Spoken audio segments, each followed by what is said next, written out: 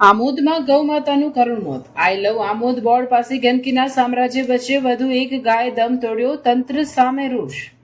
આમોદ શહેરમાં સ્વચ્છતા અને ગૌરક્ષાના દાવો વચ્ચે એક અત્યંત દુઃખદ ઘટના પ્રકાશમાં આવે છે. નેશનલ હાઈવે નંબર 64 પર આવેલા આછોદ 3 રસ્તા પાસે જ્યાં શહેરની શાન ગણાતું આઈ લવ આમોદનું બોર્ડ લાગેલું છે, ત્યાં જ એક ગાય મૃત હાલતમાં મળી આવતા સ્થાનિકોમાં ભારે અરેરાટી અને નગરપાલિકા સામે રોષ ફેલાયો છે. સ્થાનિક ગૌરક્ષક ભરતભાઈના જણાવ્યા અનુસાર આ વિસ્તારમાં હાઈવેને અડીને કચરાના મોટા ઢગલા ખડકાયેલા રહે છે. ખોરાકની શોધમાં રખડતી ગાયો આ કચરામાંથી પ્લાસ્ટિક અને ઝેરી પદાર્થો આરોગ્ય છે, જે તેમના માટે જીવલેણ સાબિત થઈ રહ્યા છે. ભરતભાઈ અને તેમની ટીમે અગાઉ પણ આવી અનેક ગાયોને દફનાવી હોવાનું જણાવી તંત્રની ઉદાસીનતા સામે સવાલ ઉઠાવ્યા છે. ગૌરક્ષકોનો આક્ષેપ છે કે પ્લાસ્ટિક મુક્ત ખોરાકના અભાવે અબોલ જીવો સતત મોતના મુખમાં ધકેલા રહ્યા છે.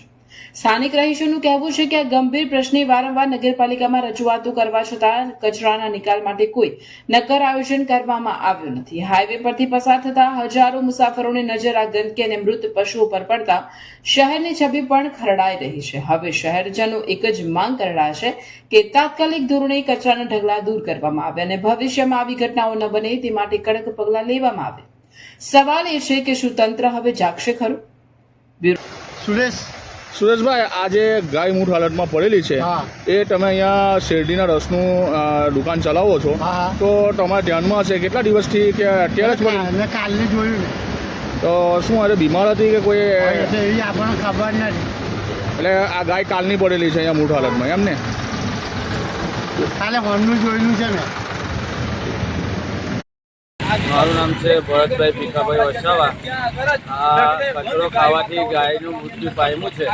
આજે 2 દિવસ થયા છે ગાયને મર્યા, પણ કોઈ અને ઉઠાવવા રાજી નથી, કચરો સાફ કરાવવા રાજી નથી. આટલી બેદરકારી છે આમોદના નગરપાલિકાની. તમે જોઈ શકો છો આ ગૌ માતામાં પડેલી છે, એના ઉલ્લેખમાં કોઈ નિરાકરણ આવતું નથી. વારે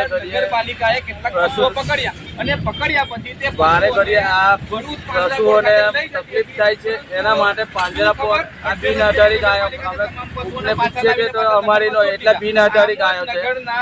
તો આ ગાયને પાંજરાપોળ કે ગમે તે તમે નક્કી કરી આપો, એના માટે અમને કોઈ વ્યવસ્થા કરી આપો તો અમે પાંજરાપોળમાં પૂરીને ચારો બારો બી નાખીશું.